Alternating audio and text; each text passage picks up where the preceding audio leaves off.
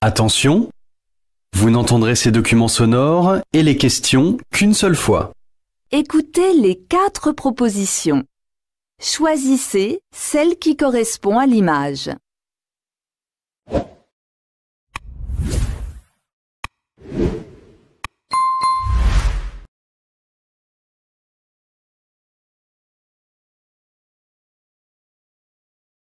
A, Passez dans la salle suivante. B, Posez vos manteaux ici. C, Prenez un billet à la caisse. D, Regardez bien ce paysage.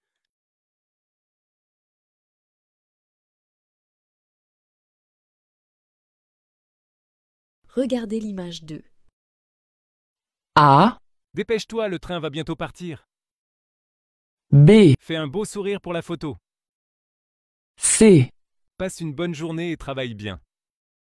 D, Prends ton parapluie, il va bientôt pleuvoir.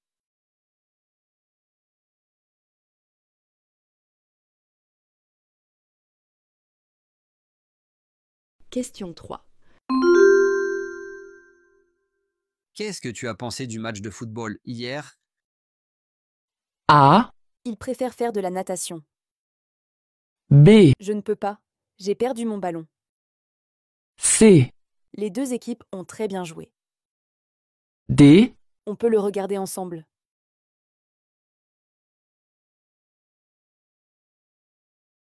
Question 4. Où est-ce que je peux prendre un café pendant la pause? A, 2 €. B, Salle 4. C, 3 minutes. D, Prendre un sucre.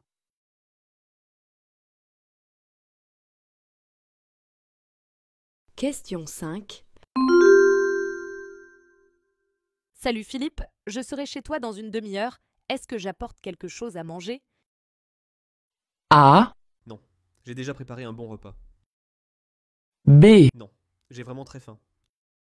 C, Oui, j'ai fait les courses hier. D, Oui, on pourra aller au restaurant.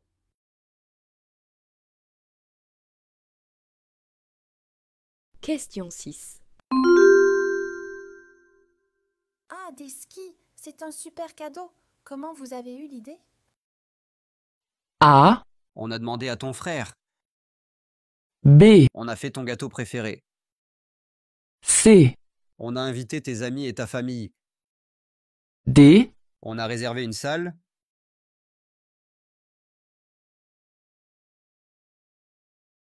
Question 7. J'ai 2 places pour aller voir Hamlet au théâtre la semaine prochaine. Ça t'intéresse de venir avec moi? A, Ah oui, c'est une bonne idée. B, Oui, j'ai aimé ce film. C, Oui, on prend les billets. D, Oui, regarde le programme.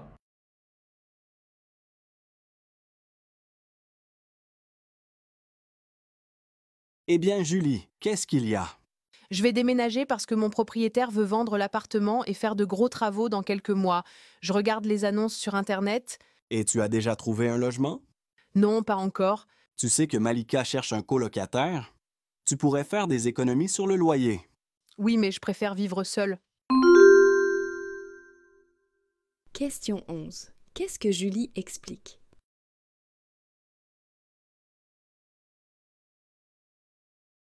Bonjour, je viens d'emménager à Marseille et je voudrais déposer un dossier pour m'inscrire à l'université. Vous avez rempli le dossier? Oui, le voilà, avec les justificatifs. Très bien, mais je ne vois pas la copie de votre passeport. C'est indispensable. Question 9. Que souhaite la jeune femme?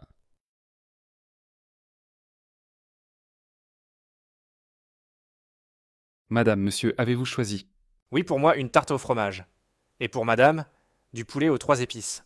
Excusez-moi, j'ai changé d'avis. Je n'ai pas très faim. Je prendrais une salade de crudité. Excellent choix.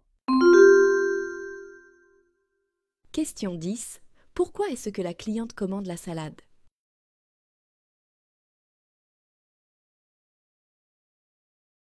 Association Vie étudiante, bonjour. Bonjour madame, je suis un étudiant étranger et je cherche un logement. Est-ce que vous voulez une chambre en cité universitaire? Non.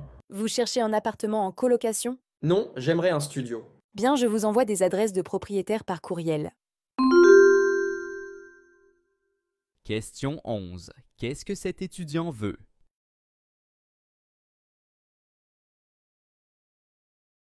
Maintenant que les examens universitaires sont finis, qu'est-ce que tu vas faire? Je voudrais faire un stage de langue espagnole pendant 1 mois.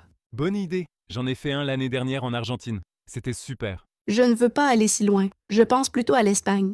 Tu devrais aller dans le sud, à Séville. C'est une ville magnifique. Pourquoi pas? Mais j'ai un petit budget. Je dois voir si je peux trouver un logement pas trop cher. Question 12. De quoi parlent ces deux personnes?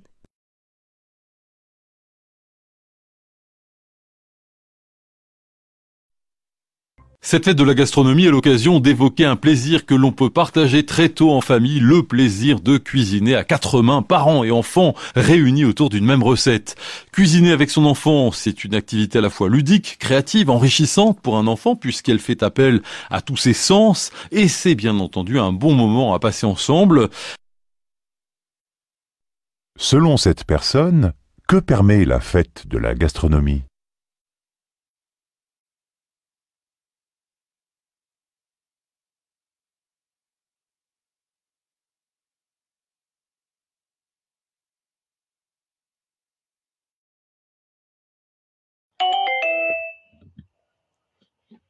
Papa, maman, j'aimerais vraiment avoir un chat, vous savez?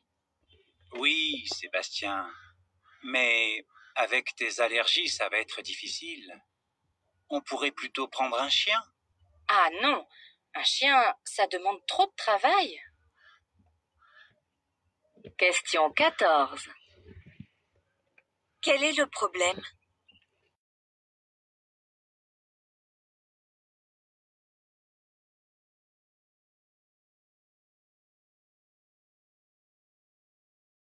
Alors, tu as trouvé un logement? Oui, c'est tout petit. Il y a une seule pièce. C'est au 2e étage d'un immeuble situé en plein centre-ville. En plus, la propriétaire est gentille. C'est ce qu'il me faut. Question 15. Dans quel type de logement habite cette personne?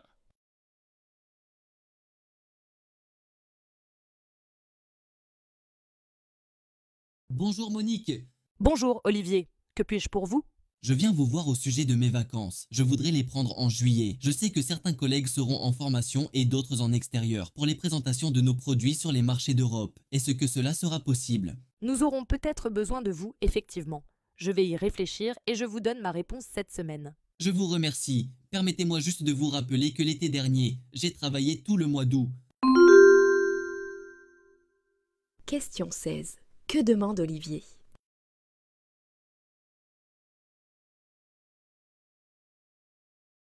Allô? Pourrais-je parler au directeur des ressources humaines? Le directeur est actuellement en réunion, mais je peux lui transmettre un message. Je souhaite savoir s'il a bien reçu ma candidature pour le poste d'ingénieur. Je lui ai envoyé mon CV et ma lettre de motivation il y a 2 semaines et je n'ai pas reçu de réponse. Donnez-moi votre nom, s'il vous plaît, et je lui dirai de vous recontacter. Question 17. Quel est l'objet de cet appel?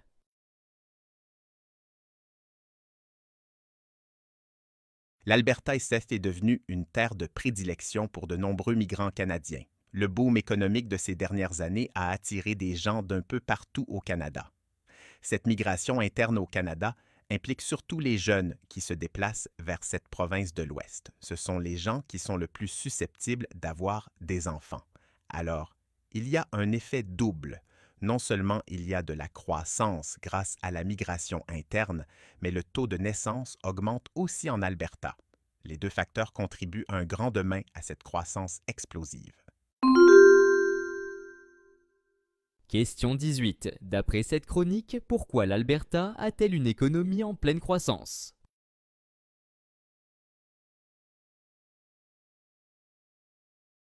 Ah tiens Camilo, tu es au bureau aujourd'hui? Tu n'es pas en télétravail normalement? Non, c'est seulement le jeudi. Et ça te plaît alors? Au moins, je ne perds pas de temps dans les transports et je me concentre mieux sur mes dossiers compliqués. Et puis, même si je ne suis pas là, je suis toujours joignable par téléphone et par courriel. Il m'arrive même d'assister à des réunions par visioconférence. Ce n'est pas très différent d'une journée normale. Question 19. De quoi parlent les deux personnes?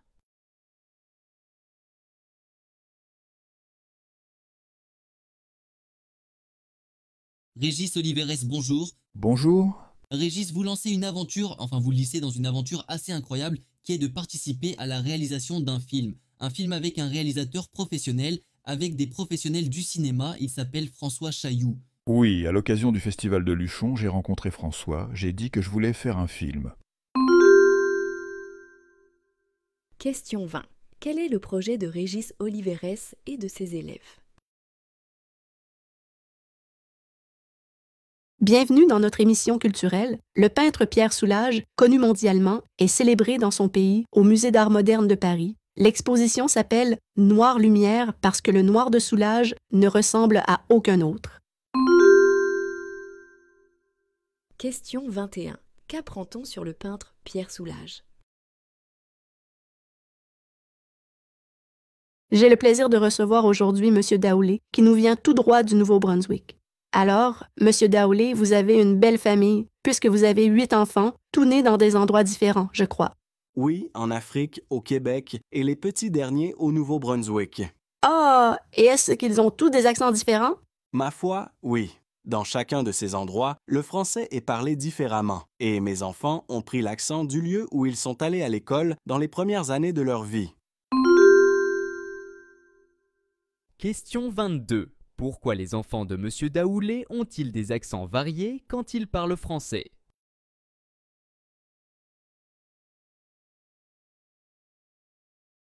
Je crois que les difficultés en matière de lecture ont des causes à la fois individuelles et sociales. Les parents, par exemple, parce qu'ils sont angoissés par l'avenir de leurs enfants, leur présentent que souvent la lecture comme une obligation, une démarche indispensable pour réussir. Et c'est une erreur parce que la lecture est avant tout un plaisir. Un livre, c'est un voyage, une découverte, une aventure. Et il faudrait faire découvrir la lecture aux enfants, comme on leur fait découvrir la cuisine chinoise ou les jeux dans la neige.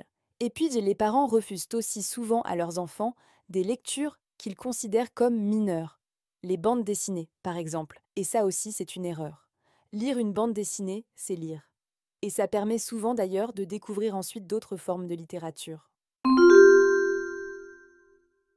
Question 23. Que conseille cette intervenante aux parents?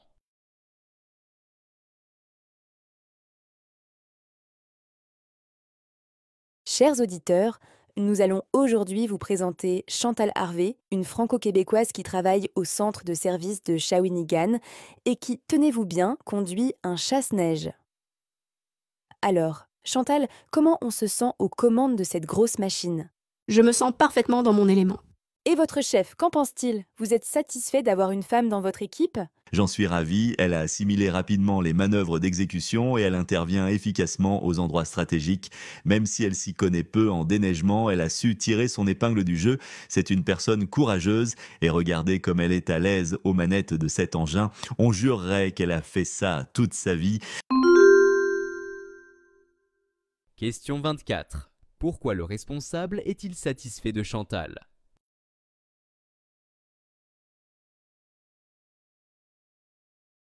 Vous êtes écologiste, vous êtes environnementaliste à temps plein. C'est votre carrière, c'est votre métier. Tout à fait, j'ai ce plaisir. Moi, quand je faisais mes études, il n'y avait pas de possibilité de travailler en environnement. Alors maintenant, il existe des formations, des cours. On va à l'université pour... Tout à fait, il existe de très nombreux programmes. C'est assez fascinant. On a au-dessus de 400 programmes au Québec, tant au niveau technique qu'au niveau cégep. Alors vous êtes allé à l'université pour apprendre l'environnement? Oui, tout à fait. J'ai travaillé beaucoup sur le terrain avant, alors que j'avais moins de programmes à l'époque. Question 25. Qu'expliquent ces personnes sur le monde universitaire québécois?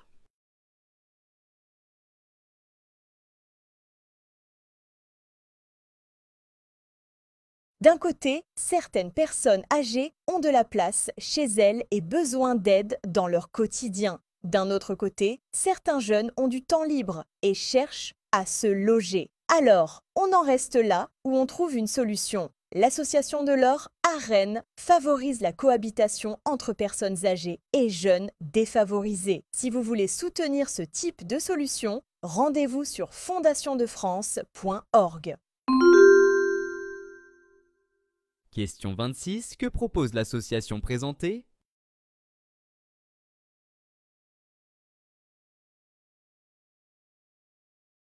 Bonjour Marie-Nicole Lemieux. Bonjour, Merci beaucoup d'être avec nous. ça me fait très plaisir. Tout d'abord, quel français ce que vous parlez, vous?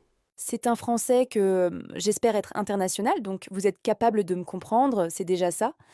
Mais disons aussi que j'ai la richesse du patrimoine québécois, qui contient évidemment des mots anciens, très anciens, qu'on a gardés comme là, présentement, nous ne discutons pas, nous jasons. Et puis aussi de l'anglicisme, le régime britannique a vraiment teinté aussi notre français. Question 27. Selon Marie-Nicole Lemieux, quelle est la spécificité du français qu'elle parle?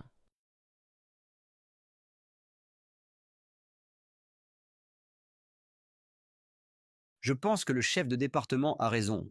Il faut modifier la façon dont nous fonctionnons et redéfinir clairement les missions de chacun. Oui, je suis d'accord, d'autant que nous avons eu des incompréhensions entre nous ces derniers temps. D'après moi, elles sont directement liées au fait que personne ne sait précisément où commence son rôle et surtout où il s'arrête dans le projet. Tout à fait d'accord.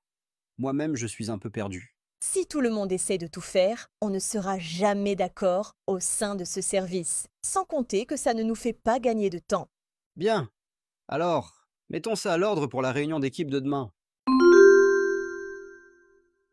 Question 28. Quel est l'objet de la discussion?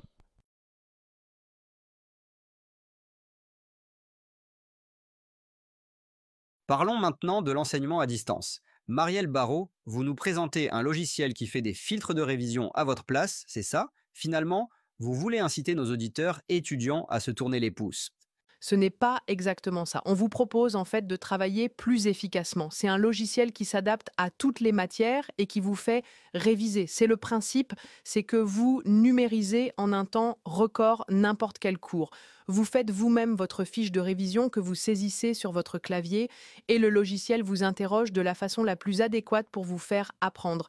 Il pose des questions en rafale et s'adapte à vos difficultés en mettant l'accent là où vous avez des points faibles. Tiens. Question 29. De quoi est-il question dans cette émission?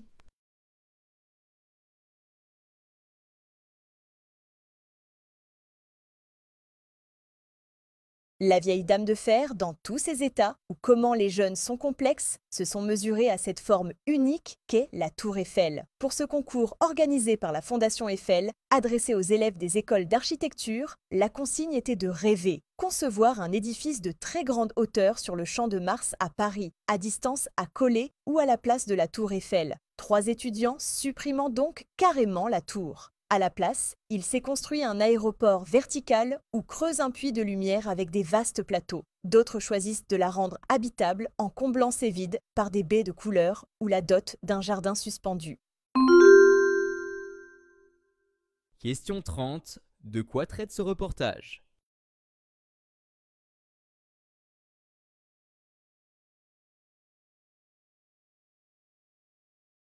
Là, on vient très récemment d'observer pour la première fois un trou noir Hubert. Quelle a été votre réaction? Oui, c'est le moment où l'on découvre une chose pour la première fois et surtout le fait que cette idée du trou noir qui a été inventée par Einstein dans les années 1910 à 15, je ne me souviens pas, c'était au départ une théorie. Et de trouver que le comportement de ces trous noirs existe, c'est une confirmation de la valeur de la science en général, qui sont par exemple les idées des trous noirs. Ça vous donne confiance dans la science. Question 31. Selon Hubert Reeves, pourquoi cette première observation d'un trou noir est-elle importante?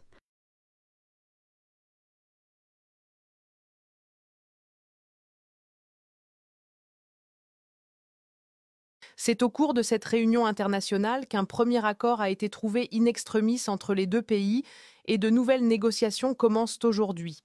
Mais sur le fond, rien n'est encore fait. En effet, il aura fallu 2 jours de négociations marathon pour parvenir à accoucher de ce document conjoint. Cela marque donc le début d'un processus, mais il faut rester prudent car c'est maintenant que les choses démarrent réellement. Alors, amorce d'un processus de paix ou conférence symbolique? La secrétaire d'État a d'ailleurs précisé hier soir que l'échec n'était pas une option. En fait, on n'est pas encore rentré dans le vif du sujet. Beaucoup de points n'ont pas encore été abordés et n'ont pas été détaillés dans le document conjoint, car les deux parties n'ont pas réussi à se mettre d'accord sur la formulation. Question 32. Pourquoi la journaliste reste-t-elle prudente? Question 32. Pourquoi la journaliste reste-t-elle prudente?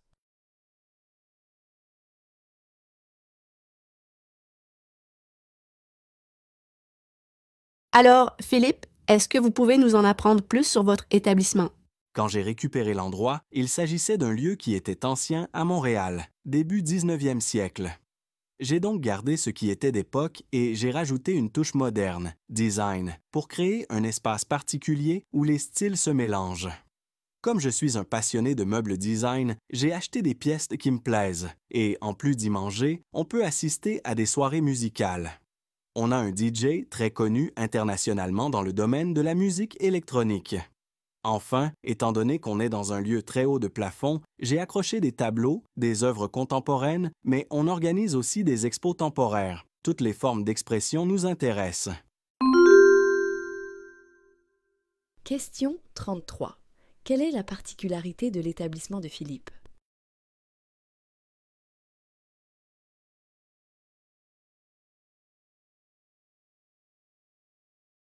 C'est la 4e édition de ce rendez-vous qui s'échelonne sur 2 semaines avec une 50aine d'auteurs invités. Pourquoi l'avoir appelé hors limite? Ça n'évoque pas du tout la littérature. Alors par contre, ça parle de l'ouverture.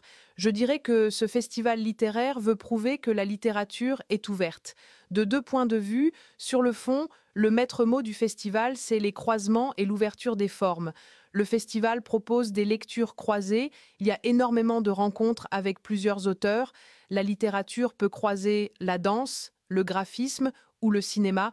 Je dirais aussi que hors limite, c'est l'ouverture sur le fond, puisqu'on veut prouver que la littérature n'est pas nombriliste, qu'elle est ouverte aux questions qui agitent notre temps.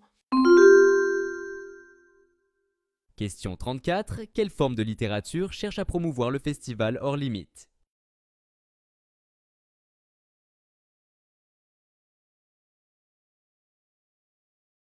Internet pollue.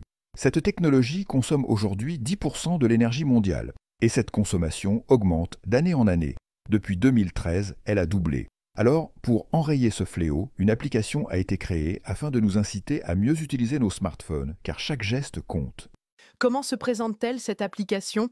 Eh bah, comme pour mieux se faire entendre, Mathilde, elle prend la forme d'un assistant vocal, dont le but est de nous aider à revoir certains de nos réflexes. Et quel est le principe?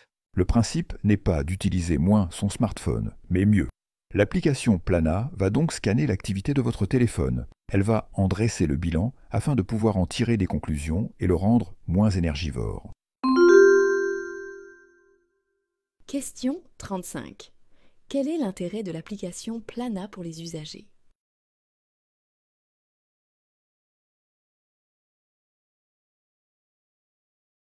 Et on est rendu à notre chronique littéraire avec Audrey Ménez. Alors, tout d'abord, Autostop avec Daniel Bélanger.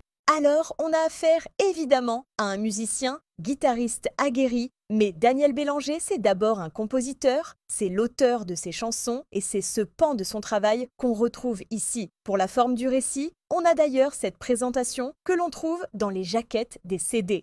Là, vous savez, le texte qui est centré au milieu de la page, donc on a des renvois à la ligne à chaque nouvelle strophe. Ici, c'est la même chose. Et donc c'est un partition. J'aimerais voir, ce format c'est une nouveauté chez les allusifs. Voilà, on connaît cette maison d'édition pour ses parutions souvent étrangères, aussi poétiques, mais les allusifs, là ils sortent une nouvelle collection de petits livres qu'ils appellent les peurs, avec, comme adage, un auteur, une peur, un livre. Question 36. Quelle est la particularité de l'œuvre présentée?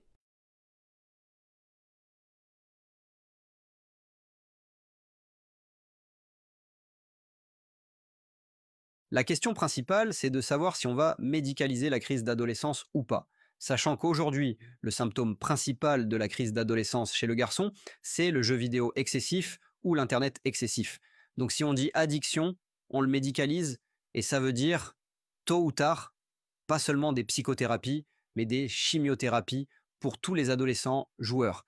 Alors qu'on sait, encore une fois d'expérience, que 99% arrêtent de jouer à 17 ou 18 ans parce qu'ils ont fini leur crise d'adolescence, qu'ils ne sont plus en révolte contre les parents, qu'ils sont soucieux de s'intégrer à la société et d'avoir une activité professionnelle.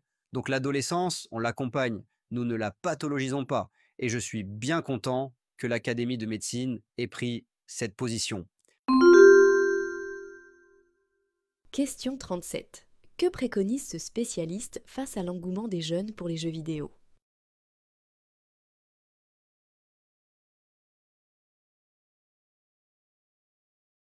En Grande-Bretagne, quand un consommateur achète un produit défectueux, il a le choix entre la réparation, le remplacement ou le remboursement. En Allemagne, c'est le commerçant qui décide pour lui. La Commission européenne veut mettre à plat toutes ces législations et proposer des règles communes en matière de protection des consommateurs. Harmonisation maximale ou minimale? Au Parlement européen, le débat dure depuis 2 ans. L'eurodéputée socialiste allemande Evelyn Gebhardt redoute, elle, l'harmonisation maximale préconisée par Bruxelles. Elle estime que la Commission doit respecter les usages en cours dans chaque pays.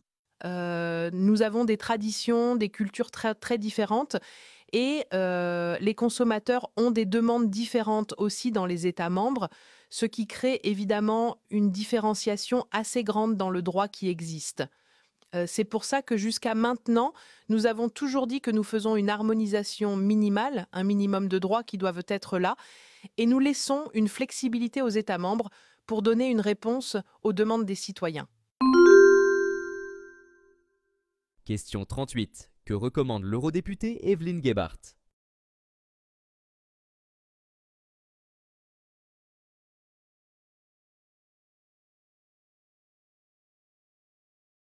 Tes recherches sur les algues, ça avance? Oui, pas mal. Mais tu étudies quoi au juste? Leur système de reproduction. Dans un milieu aquatique, le vent ou les insectes ne jouent évidemment aucun rôle. En fait, ce sont des petites boules au bout des tiges qui se fendent et attirent les cellules mâles pour les féconder. Et à quoi te serviront ces découvertes? Par la suite, on pourra multiplier ces algues et les utiliser dans la composition des produits pharmaceutiques. Question 39. Que cherche à étudier cette personne à propos des algues?